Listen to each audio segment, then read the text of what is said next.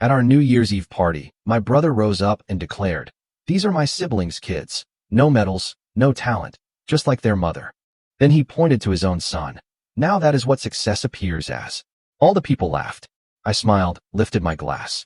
"Cheers. This marks the last time any of you will see us." I then took my children and departed. An hour later, my brother messaged, "You're still covering my son's college, correct?"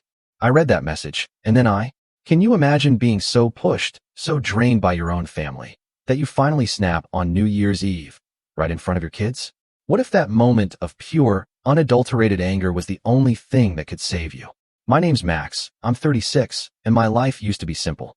Grease under my nails, the roar of an engine, the steady hum of my auto repair shop, Max Auto, 2 blocks off the highway. My wife Lena, our kids Ben and Talia, they're my world.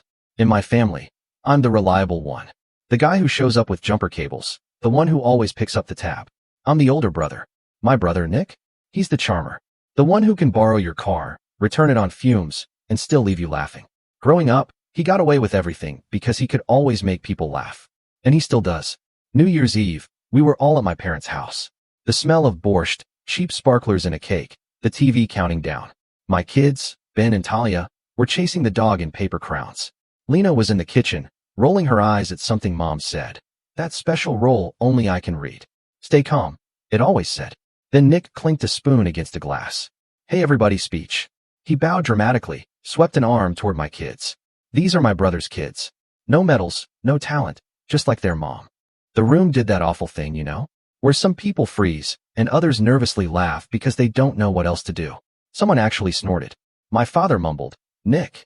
It was meant to be a warning, but it was soft, almost amused. Lena went still. Ben looked at the floor. Talia's little crown slid down over one eye. Nick just grinned wider, puffed out his chest, and pointed at his own son, Luca, who was doing some TikTok dance beside the couch. "Now that's what success looks like," he crowed. "Scholarships incoming. You hear that, Max?" I felt the heat rise behind my ears, a slow burn that threatened to boil over. My hand found Lena's without thinking. She squeezed it once. "I'm here." I stood up, lifted my glass. My voice came out calm, flat. "Cheers," I said. "This is the last time any of you will see us." Silence. The laughter died so fast it left a gaping hole in the room. My mom blinked like I'd spoken a foreign language. Nick just smirked, like he knew I was bluffing. I set the glass down, took my kids' hands, and we left. Coats over pajamas, the street cold and sharp in my lungs. I buckled them into the car as fireworks started popping somewhere over the river. On the drive home, Ben asked, "Did we do something wrong?" "No," I said, my voice thick with something I couldn't name. "We're done being someone's joke." I tucked them into bed. Lena sat at the kitchen table, still in her nice dress, kneading something invisible in the air with her fingers. "What now?" she asked. "Now," I told her. "We clean house." I didn't check my phone. I knew the explosion waiting in the family chat. I just stood in the dark kitchen, smelling motor oil on my jacket, listening for anything that wasn't my own pulsing anger. The dog flopped against my foot. midnight. The neighborhood finally went quiet. I flipped my phone over. There it was. Nick's name, lighting up the screen. But I didn't open it.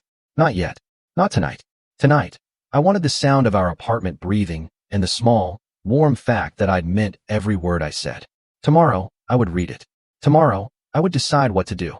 Tonight, I let the anger sit exactly where it belonged, front and center, sharp enough to finally see what I'd been pretending not to see for years. I washed the glasses one by one until the water ran cold. I didn't become the reliable one on purpose. It just happened. After high school, I skipped college, went straight to work. Apprenticed under this cranky old mechanic who taught me torque specs and how to say no without apologizing. I saved, bought out a failing 2-bay garage, painted it bright, put my name on the window, Max Auto. We fix what other people ignore. Married Lena at 27. Had Ben and Talia. We built a life out of early alarms, late dinners, and Saturdays at the park when I could manage it. Look, I'm no saint. I just did the math. Work now, breathe later. Meanwhile, Nick collected almost careers the way my shop collects old lug nuts. Personal trainer, real estate assistant, crypto consultant, marketing director for a startup that mainly existed on hoodies. He always landed just soft enough to try the next thing. My parents helped. "He's the baby," Mom would say, half joking, fully true. Dad would just shrug. "He'll figure it out. Max, maybe you can, help." Help turned into paying Nick's traffic tickets so they wouldn't go to collections. Then a temporary phone added to my plan so he could job hunt. Then, just a small loan for an apartment deposit he lost 6 months later. When Luca was born, it leveled up. It takes a village, Mom said, handing me a list. Diapers, formula, a car seat. I bought all 3. Once, after Luca's preschool talent day, Nick pulled me aside in the hallway. He's special, Max. We're going to need real schools. You get it. He said it like I'd been waiting to be assigned this mission. Here's the part one hate admitting. I said yes to a lot of it. Some yes were loud. Most were quiet. I sent money for a few months. I co-signed a used Honda so he'd stop borrowing your work truck, which he still borrowed. I covered Luca's summer camp the year Nick's startup closed shop. Each time, I told myself it was the last. Then Mom would call with that voice. He's your brother. And I'd blink, and the transfer would be pending. Lena didn't nag. She just watched the numbers. We need a new alignment rack, she'd say, looking at the spreadsheet. But if you want to cover his emergency again, I'll push the order. I'd tell her next month. I'd tell myself next month. The family chat was its own ecosystem. Memes from Dad. Long voice notes from Mom.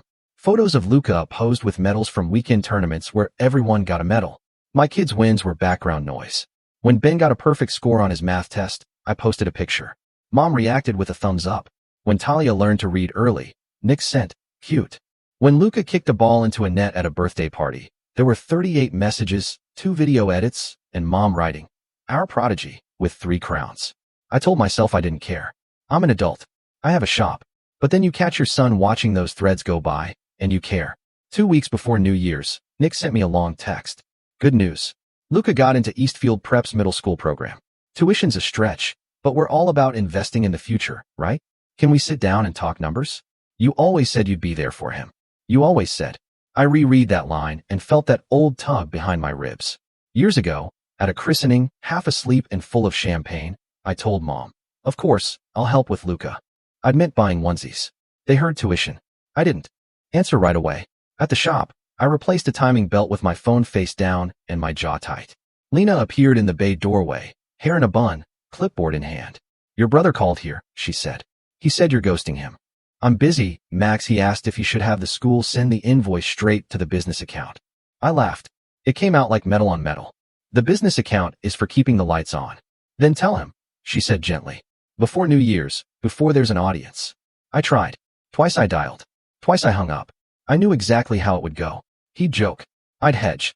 Mom would hop on speaker and make it a referendum on my soul. So I saved it.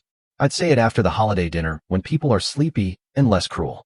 And then the holiday dinner happened, and Nick opened his mouth, tossed my kids into the fire, and the audience laughed. And I told them it was the last time.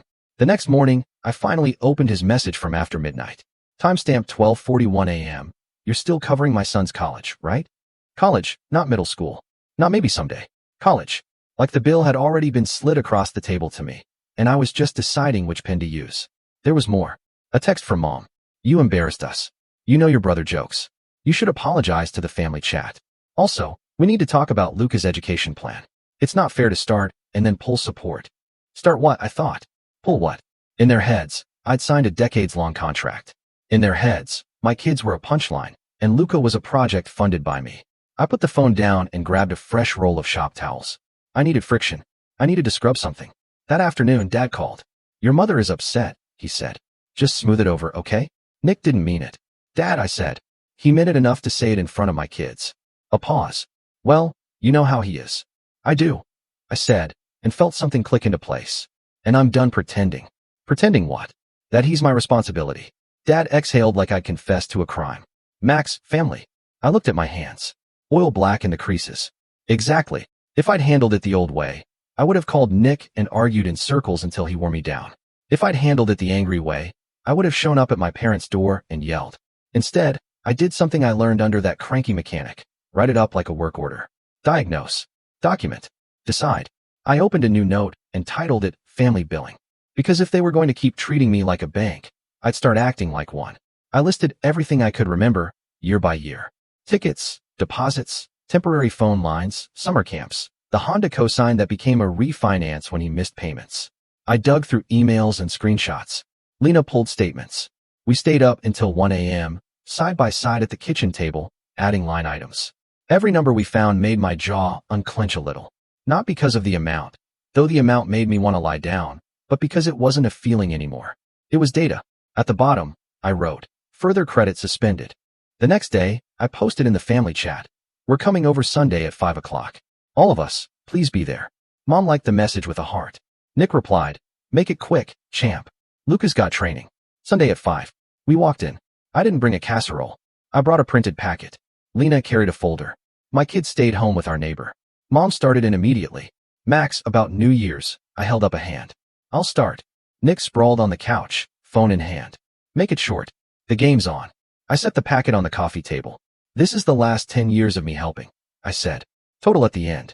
Notes attached. "Tonight, I'm saying no going forward. Effective today." Mom frowned at the header. Dad turned the pages like he might find a joke hidden in there. Nick didn't touch it. He just smirked at me. "You made a brochure? That's adorable." "Read page 3, I said. "That's the Honda you stopped paying. I've got the refinance papers and the ding it put on my credit." Page 5 is Luca's 2022 camp. Page 6 is the deposit you lost. Page 7 is the temporary phone line I'm still paying. Page 9 is the laptop you borrowed for your consulting and never returned. Dad cleared his throat. "Max." "Dad," I said, meeting his gaze. "You told me to smooth things over. This is me smoothing. I'm telling the truth out loud. That's all." Mom crossed her arms. "You don't bring spreadsheets to family. You brought invoices to me for years," I said. "You just called them favors." Nick flipped a page with one finger and laughed. "So what? You want me to pay you back? I'll send you a check for what? $20 a month for the rest of my life." "Relax, banker." I felt the old anger rise and let it pass, like a truck you see coming. "No," I said. "I don't want anything. I'm closing the account." He blinked. "What is that even?" "It means no more money, no more cosigns, no more just this once, no more paying for your kids anything. And if you insult my wife or my kids again, you won't see us." "That's abuse." Mom snapped. "You can't punish a child for his father's mistakes." "Then stop using your child as your excuse," Lena said quietly. It was the first time she'd spoken. Everyone turned. She kept her voice steady. "Max isn't punishing Luca. He's protecting our kids from you." Nick pointed at her. "Watch your tone." I laughed once. A short, sharp sound. "No, watch yours." He stood. "You think you're better than me because you change oil and play Dad of the Year? You think your little shop makes you a big man." I let him talk. He's always loved the sound of his own voice. When he wound down, I slid my phone across the coffee table. "Since you think I'm trying to be a banker," I said, "here's the audit." I opened the family chat on the screen, scrolled to years of emergencies, and then to last week. His text about sending invoices to my business account. I tapped the message, hit info, and mirrored it onto Dad's TV with one click. 20 feet wide. Nick's words glowed across the screen. "Wow," I read aloud. "Look at that. Send the invoice to the business account." That must be a different kind of joke. Dad said my name like a warning. I met his eyes. "I'm done taking the bait and taking the bill." Nick's face flushed. "You think I'm scared of a slideshow? You still owe us." "Luca is family." Lena leaned forward. "Our kids are family too. Ben heard you call him talentless." He cried in the car. "Talia wanted to know if, just like their mom, means she should be ashamed of me. That's what your joke did." A tiny sound came out of Mom. For a second, I thought it might be empathy. Then she said, "Lena, you know Nick doesn't mean it. He gets carried away." And the empathy vanished. I took a breath. "One more thing," I said, sliding a second paper across. "This is an email I drafted to Eastfield Prep. It says, 'Please remove my name and any implied sponsorship from Luca's MS file. I will not be responsible for payments now or in the future.' It's going out tonight." Nick lunged forward and snatched the page. "You wouldn't." "I would. You promised." "I promised to be a brother," I said. "Not a bank." He stared at me like I'd just slapped him. Then he did what he always does when cornered. Went for humiliation. "You know why you're really mad?" he said to the room. "Because Luca is better than your kids. Because you married plain, and you made plain kids, and you can't stand that mine shines." The word plain hit Lena's face like a slap. I saw it. That was it. The last bolt tightened. "Okay," I said. "We're done." I picked up my phone, tapped the family chat, and wrote slow so I wouldn't misspell from shaking. "We will not be in this chat anymore. Do not contact us for money or favors. If you need a mechanic, call the shop during business hours like any other customer." I left the chat. Lena left the chat. Then I blocked Nick. Mom started crying. The careful way people cry when they think it's a tactic. Dad stood, hands out. "Max." "Dad," I said. "If you want to see your grandkids, you know where we live. But if there's a price or a punchline, stay home." We walked to the door. Nick muttered to my back, "You're still covering college, right?" I didn't turn around. "Read the memo," I said, and closed the door behind us. The first week was loud. Missed calls, long voicemails, messages from numbers I didn't even know. My aunt texted, "Family isn't transactional." I typed and deleted a reply a dozen times before writing, "I agree. That's why I'm ending the transactions." Mom left a message every morning. "You're breaking my heart," she'd say. "Call me. Let's be reasonable." Reasonable meant I pay, and they forget the terms.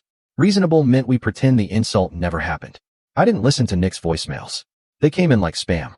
10:04 a.m., 10:12 a.m., 10:28 a.m. Lena listened to one, grimaced, and deleted it. "We're not saving any of this," she said. "We're not writing a book." At the shop, something shifted. Without the weekly emergency withdrawals, my numbers breathed. I ordered the alignment rack we'd been pushing off for a year. It arrived on a rainy Thursday. The delivery guys wheeled it in while Talia danced around the bay in pink headphones. Ben helped me unbox the laser heads, reading the manual like it was sacred. "New toy," he said. "New tool," I corrected, but I was smiling.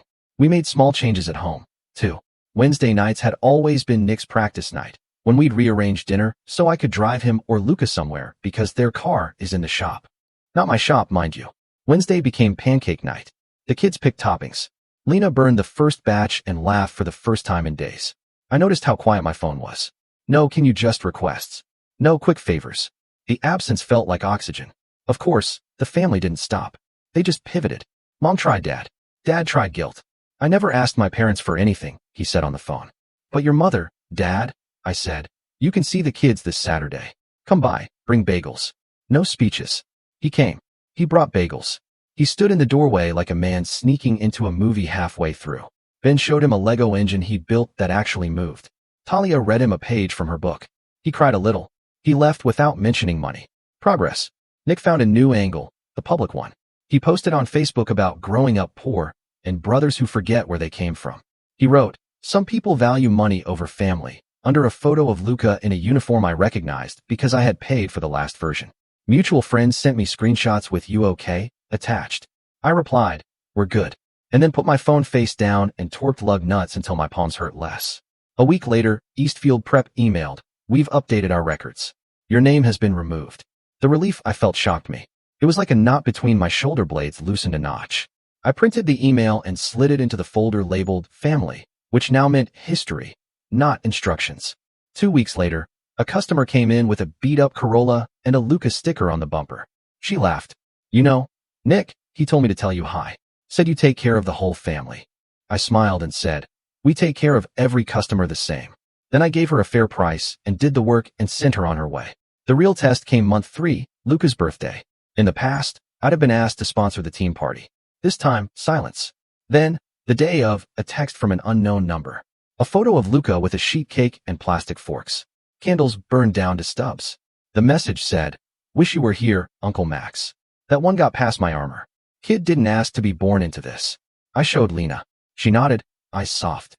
"Send him a gift," she said. "Not to Nick, to Luca. Something he can use. No money, no note, just his name on the box." We sent a set of really good practice cones and a hand pump with needles, and a small card that said, "Happy birthday, Luca. Practice makes progress. Uncle Max." No return address. Just a clean line from us to him. I didn't check if Nick posted about it. I didn't want to turn it into a scoreboard. We started inviting people who weren't family into our life more. The shop guys and their kids. Our neighbor Ruth, who makes soup when she knows I'm working late. One Friday, we moved the cars out of the bays, hung string lights, and watched a movie on a sheet clipped to the lift. The kids lay on old seat cushions and ate popcorn out of oil drain pans lined with foil. Don't judge, they were clean. For the first time in a long time, I didn't brace for my phone to buzz with a new crisis. The only buzz was the lights. A month after the confrontation, Mom texted Lena instead of me. She wrote. Lena said yes. They sat in a cafe for an hour. When she came home, Lena hung up her coat and said, "Your mother misses you and will never admit it." "What did she say?" I asked. "That she doesn't understand why you're being so extreme." Lena looked at me. I told her the line wasn't you leaving the chat. The line was Nick pointing at our kids and calling them nothing. I waited. She said, "Well, he didn't mean it." I said he did. Then I said, "We're open to relationships that don't cost our kids their dignity." And she stirred her tea for a long time. 2 months in, I looked at the shop bank account and felt something like hope. We were ahead, not by much, but ahead. I ordered new uniforms with everyone's names stitched on the chest. I got mine too. Max. It felt silly, then good. Ben started coming in on Saturdays for the morning rush. He learned to check tire pressures and reset TPMS lights. Talia sat at the little desk by the window and made invoices with crayons for imaginary customers named Princess Spark Plug and Sir Muffler. She spelled muffler wrong every time and laughed like it was the best joke. On a quiet Tuesday, I saw a number I recognized, one I hadn't blocked, my grandmother's cousin Zoya.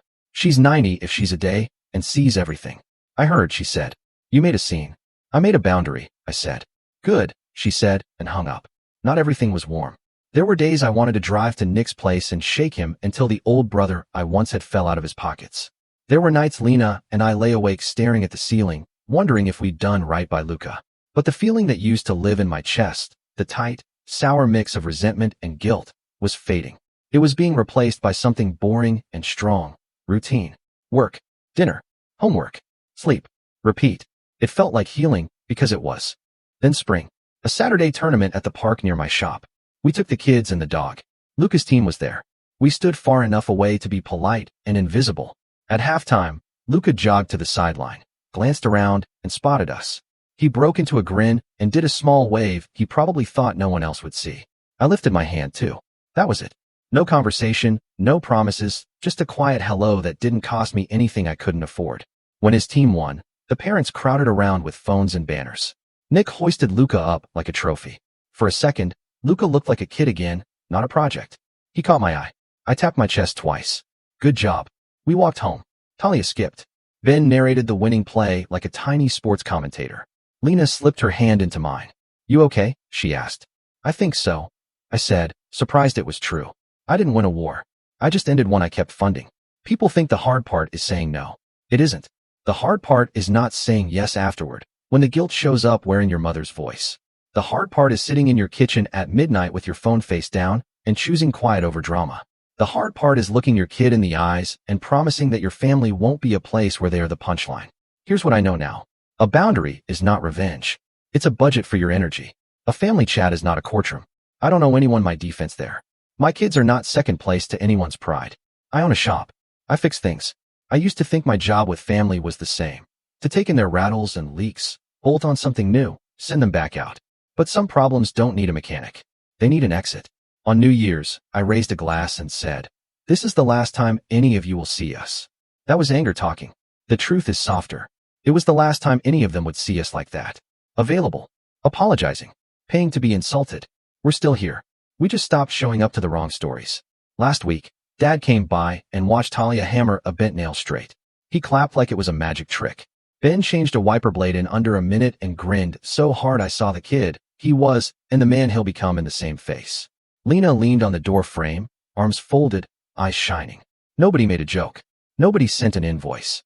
We ate pancakes for dinner because it was Wednesday, and that's what we do now. My phone buzzed once, twice, then went still. I let it. I poured syrup.